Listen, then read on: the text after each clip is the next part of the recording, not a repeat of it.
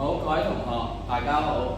咁今日咧，我哋咧都會同大家重溫一下立體圖形啦，因為覺得咧大家上堂咧都唔係去到好熟喎。有冇同學記得咧有啲咩立體圖形嘅咧？上堂學過角錐，係啦，角柱，好，圓錐啦，圓柱啦，仲有一個係啦，佢唔係個波嚟，佢係個球。OK， 我哋讀球。好。咁咧，我哋首先講咗柱體先啦。我哋上堂咧就學咗佢嘅一啲特徵。有冇同學知道咧？主要係柱體嘅話咧，佢都係會有啲乜嘢㗎？有同學做咗呢個啦。其實咧，佢都有兩個底啦。咁佢哋兩個底咧都係大小相同嘅。好，大家咧都應該知道啦。柱體咧有兩種，我哋講咗角柱啦同埋圓柱。首先角柱，佢個底係點㗎？呢位同學啊？係啦，佢咧係尖尖嘅，有啲角喺度嘅 ，OK。咁然之後圓柱咧個底係點啊？圓嘅係啦。咁我哋可以見到啦，呢啲咧都係一啲角柱嘅例子啦，係啦。咁呢啲都係一啲圓柱嘅例子，有啲圓柱高啲，有啲圓柱扁啲嘅 ，OK。好，跟住咧就係錐體啦。錐體係有咩特徵嘅咧？好多同學都做呢個動作喎，係喎。老師咧上一堂咧教咗大家，我哋咧錐體點樣去記佢咧？我哋可以有個咁嘅手勢，係啦，佢有尖尖嘅頂，係啦，一齊讀一次尖尖嘅頂。係啦，咁我哋咧錐體亦都分咗兩種啦，有一種叫做角錐，一種叫做圓錐。首先角錐我哋睇下先，角錐同圓錐有咩唔同嘅地方咧？角錐個底係點㗎？尖尖地嘅 ，OK， 佢係有角㗎啦 ，OK。咁但係圓錐嘅底咧就係圓嘅 ，OK， 明唔明白？好，咁所以咧，我哋可以見到角柱咧有兩個大小相同嘅底啦，佢嘅底咧係有角嘅，圓柱咧佢係有兩個大小相同嘅底，同埋佢嘅底係圓嘅。而角錐咧尖尖嘅頂，圓錐又係尖尖嘅頂。不過佢哋唔同嘅地方就係一個底咧有角，一個底係圓嘅。咁我哋咧就溫完呢四個立體圖形，仲有一個係球 ，OK。咁咧呢個表咧亦都可以俾大家睇下啦。只要佢係相同大小嘅底咧，一定係柱體。尖尖嘅頂咧，我哋又諗下佢一定係錐體，只不過我哋諗下係邊個錐？佢係圓錐同角錐。咁最後一個咧就係圓嘅，佢係一個球。OK， 咁咧，依家咧就想同老師咧想同大家玩個遊戲喎。咁呢個遊戲咧就叫做咧估一估 ，OK， 估一估點樣玩嘅咧？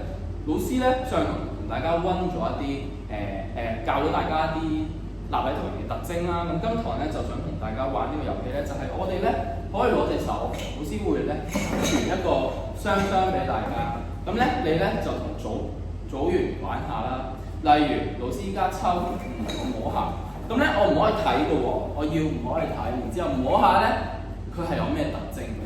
咁摸起咗之後咧，你摸完佢嘅特徵咧，你就要捉住，你唔可以放手喎。咁然之後話俾同學或者老師聽，佢係乜嘢立體圖形 ？OK， 例如 OK， 老師摸到呢個係，佢有兩個大小相同嘅底啦，咁你要講出嚟喎個特徵。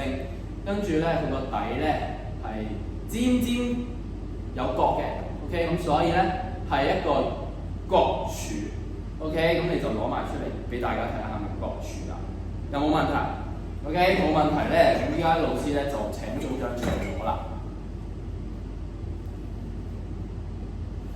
好，咁老師嚟睇下你哋玩成點先。好。咁咧，大家應該都溫得好熟啦，對於立體圖形嘅特徵都非常之熟啦。咁依家咧，我哋咧玩完啦。老師咧又有第二個問題想考下你哋喎。咁不過首先咧，請組長幫我收翻你哋嘅立體圖形落去個箱仔度，然之後咧拎翻出嚟先。好，咁首先咧，老師想問下，究竟有啲咩立體圖形咧係可以疊起嘅咧 ？OK， 疊起嘅咧，有啲乜嘢立體圖形係疊唔到㗎 ？OK， 有啲咩立體圖形係疊唔起嘅咧 ？OK，咁但係我哋首先留意下喎，老師問嘅係相同嘅立體圖形可唔可以疊起 ？OK， 係相同嘅立體圖形，咁就唔好話我攞圓柱就同個角柱咁樣搭起。OK， 我要相同嘅。OK， 例如呢個係角柱，咁我就將角柱搭起佢，睇下咧搭唔搭得穩。咁依家咧你可以諗下，究竟搭唔搭到 ？OK， 搭得到咧，佢唔會跌落嚟嘅咧，就叫搭，就叫跌穩啦。咁如果跌唔到嘅 ，OK， 跌唔到嘅，佢會跌落嚟嘅，咁就唔叫做跌穩㗎啦。OK， 咁呢個咧係一個示範啫。如果佢可以跌落嚟，咁就叫跌穩，得唔得？咁依家老師咧就會有個工作紙俾大家。咁首先咧，想大家猜一猜先，究竟可唔可以搭起 ？OK， 做咗呢一 part 先。OK， 咁咧，如果老師話我覺得角柱同角柱搭埋一齊，佢唔會跌嘅，咁即係叫跌穩啦。咁我咧就會喺呢度剔一剔。咁如果我覺得圓柱同圓柱搭埋一齊，佢搭唔到會跌落嚟嘅喎，咁咧我就咧交叉得唔得？咁今日咧就想同大家探討一下，究竟咧佢除咗一啲特徵之外，有啲乜嘢特性嘅咧 ？OK， 好，我嘅右手邊嘅同學，即係你哋嘅左手邊嘅同學咧，咁就要出嚟幫我攞一張工作紙，咁咧兩個同學一組，咁攞一張工作紙，然之後咧你哋咧就幫我寫下，究竟你哋估下，究竟邊一個咧可以跌得穩嘅？好，依家俾2分鐘大家，好，組長出嚟攞完之後，咁我哋可以開始做啦。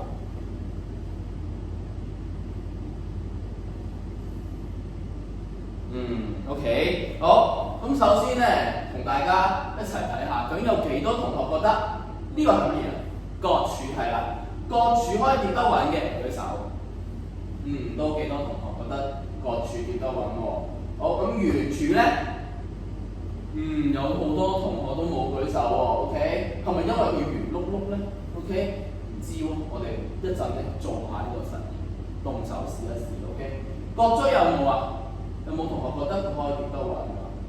都有一半嘅同學喎。好，圓錐咧？圓錐好少同學喎，個個都覺得圓錐達唔到。球咧？都好多同學覺得球達唔到喎。咁我哋一陣試下先。好。咁依家咧，老師咧每一組咧會派一個箱啦，咁咧你哋咧就要幫我試下，究竟咧跌唔跌得穩嘅喎 ？OK， 咁咧每一組咧各有2個 ，OK， 例如你第一組咧就有2個角柱、2個圓柱、2個角錐、2個圓錐、2個球，咁咧你要將2個一樣嘅立體圖形搭埋一齊 ，OK， 咁你就唔好話攞角柱同圓柱搭喎 ，OK， 好，依家請我嘅右手邊，即係你哋嘅左手邊嘅同學出嚟同老師攞呢個立體圖形啦，得唔得？好，咁依家咧有3分鐘俾大家去呢個做一做呢個動手試一試，究竟可唔可以跌得起啦？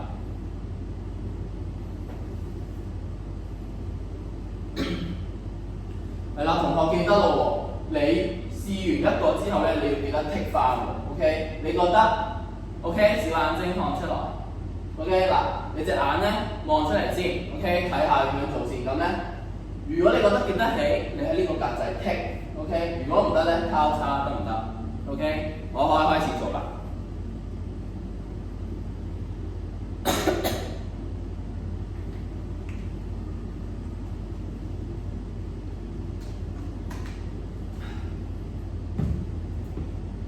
好，咁應該大家都試完啦。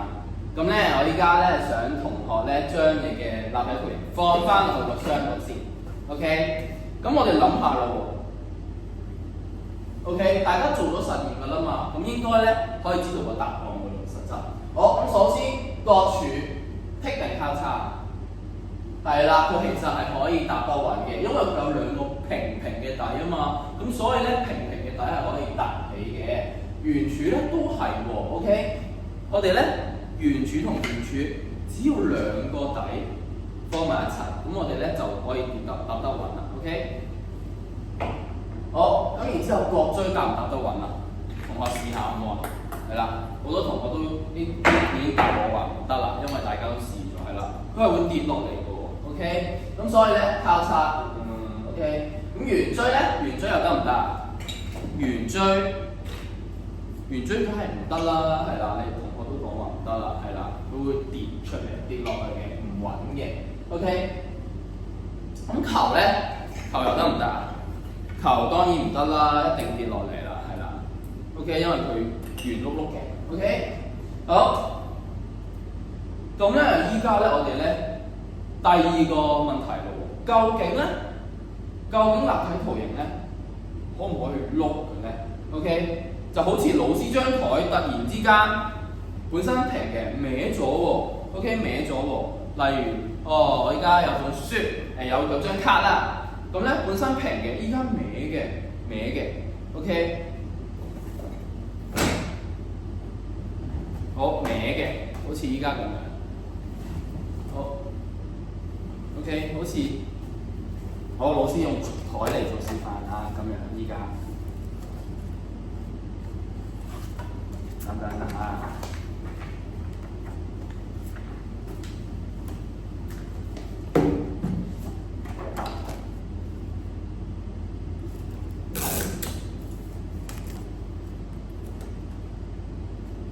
OK， 咁依家咧斜咗喎，咁咧我哋咧就要諗下，將一個立體圖形擺喺上面，究竟咧佢會唔會碌落去 ？OK， 咁咧你話老師啊，咁咩叫碌啊？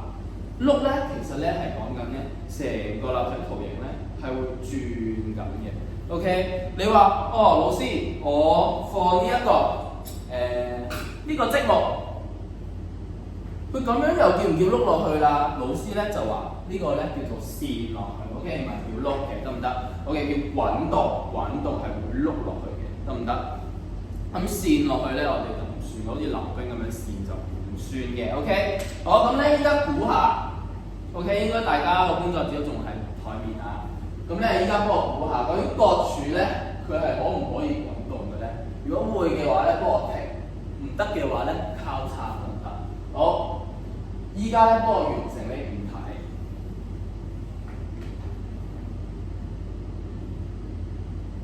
好，咁應該咧大家都完成咗呢5題啦。咁咧依家老師咧又想同大家一齊動手試一試喎。OK， 咁咧依家咧請同學咧攞一個筆袋出嚟。OK， 你哋自己決定攞邊個嘅筆袋。然之後咧攞你本書，數學書。打斜放喺你嘅筆袋上面，模仿咧張台斜咗 ，OK， 張台斜咗。究竟邊一個立體圖形你覺得會碌落去嘅咧？會滾動嘅咧 ？OK， 咁首先做呢個實驗之前咧，想問下大家，想睇下大家邊啲同學咧會覺得係會碌，邊啲同學覺得唔會碌 ？OK， 首先角柱覺得會碌落去嘅舉手，都好多同學。覺得唔會碌喎，圓柱咧，圓柱會唔會碌啊？唔會喎，都好多同學覺得，係咪因為佢有2個平平嘅底咧？好，角錐咧，角錐會唔會碌落去咧？同學都覺得唔會喎。好，圓錐咧，圓錐又會唔會啊？都有好多同學覺得唔會啊，可能係咪因為佢又有個平平嘅底喺下邊咧？咁個球咧？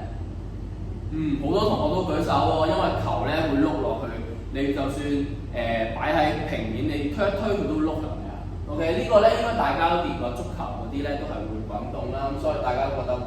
OK， 咁依家咧就俾少少時間你做個實驗，究竟咧佢會唔會碌嘅咧 ？OK，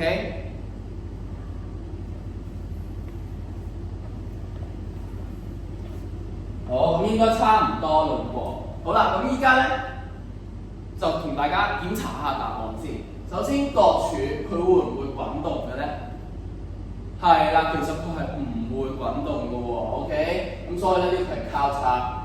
OK， 咁圓柱咧係啦，圓柱其實咧佢係會滾動嘅。OK， 你咧只要咧將佢打側瞓喺度，然之後放手咧佢就會碌啦。OK， 得唔得？但係咧如果你咁樣嘅話咧，可能咧佢就碌唔到。OK， OK， 但係如果你只要你打側，其實咧就碌到啦，得唔得 ？OK， 咁所以我想問同學係咪因為佢有平平嘅底就一定碌唔到㗎？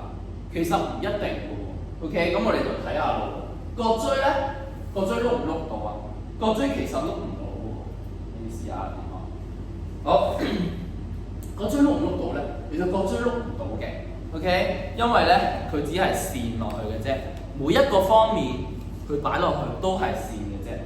OK， 圓錐咧，圓錐碌唔碌到咧？頭先有好多同學都話圓錐碌唔到，咁我哋就試下咯。圓錐只要咧打側放嘅時候，其實咧佢又碌緊嘅喎。OK， 佢又碌緊嘅喎，佢又一路線一路碌，咁其實佢都碌到嘅。因為知唔知乜嘢原因啊？只要其實咧，我哋咧諗下，呢兩個都碌到，呢兩個都碌唔到。OK， 你會見到咧，因為佢有個曲面，咁所以咧佢會碌到。OK， 呢兩個咧全部都係平面。OK， 平嘅，平平嘅底全部都係平嘅，咁所以咧就碌唔到。OK， 咁球咧更加係啦，佢全部都係曲嘅。OK， 彎彎曲曲嘅。全個角全部位置都係彎嘅 ，OK， 你見到，咁所以咧佢都係碌到嘅，明唔明？咁所以咧，只要佢唔係全部面都係平嘅，只要有個曲嘅面，咁佢咧就可以滾動啦，得唔得？好，咁同大家再重溫一下啦。可以疊起嘅咧，其實咧只有角柱同埋圓柱 ，OK， 因為咧佢係有兩個平平嘅底。OK， 但係咧，如果你話錐體得唔得咧？錐體咧佢係尖尖嘅頂，佢個頂唔係平嘅，咁所以咧咪搭唔起咯。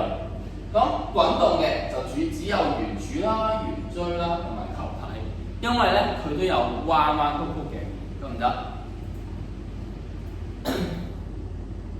好，咁有個挑戰喎，呢度咧有一條題目，下邊邊一種嘅立體圖形唔可以滾動？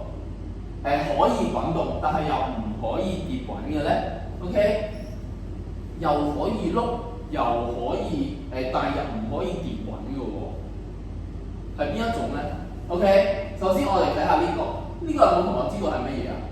角錐，我聽到有同學話角錐喎，嚇親我喎。其實咧呢個咧，佢呃你嘅啫，只要咧你咧睇下呢一個。OK， 似唔似啊？其實咧，佢只係咧後面遮住咗咋。佢係一個乜嘢啊？你只要喺個腦入邊諗下呢一幅圖，其實咧佢係一個角柱嚟㗎，得唔得 ？OK， 角柱可唔可以碌㗎？唔可以啦，係咪啊 ？OK， 佢只係線落去，所以咧呢個一定係答案㗎。好，咁我哋睇下咯。呢個咧，呢個係咩嚟㗎 ？OK， 圓錐啦，圓錐可唔可以碌啊？啱啱話，因為有曲嘅面，所以我哋可以碌啦。咁佢可唔可以跌滾啊？唔可以啊！我哋頭先都試咗啦，係咪啊？佢唔可以跌滾啊。咁所以我哋揾到答案啦。係啦，我哋已經揾到個答案啦喎。OK， 好，第二條題目，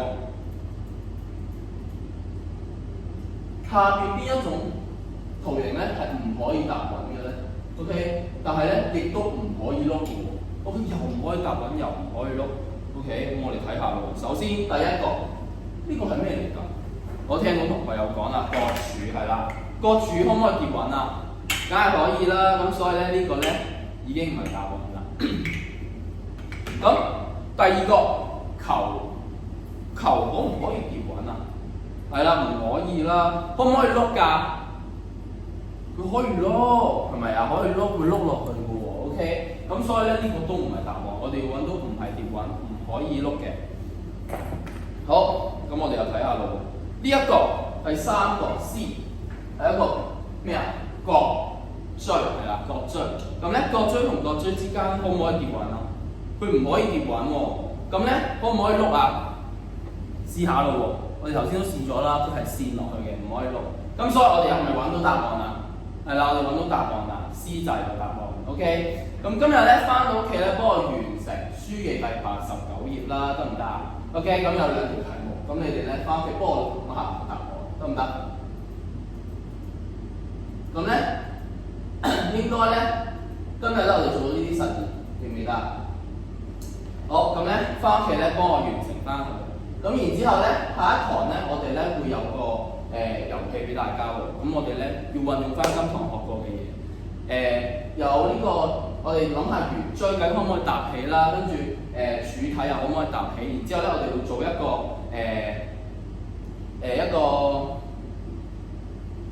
個城堡係啦，咁咧俾大家欣賞下，或者有同學做火箭都可以嘅喎。咁咧你要利用翻滾動啊，或者可唔可以搭起嘅呢啲特性去設計嘅，因為你冇理由搭起個城堡係攞個球去搭起㗎嘛。我哋今堂學過啦 ，OK， 好，咁今日係咁多。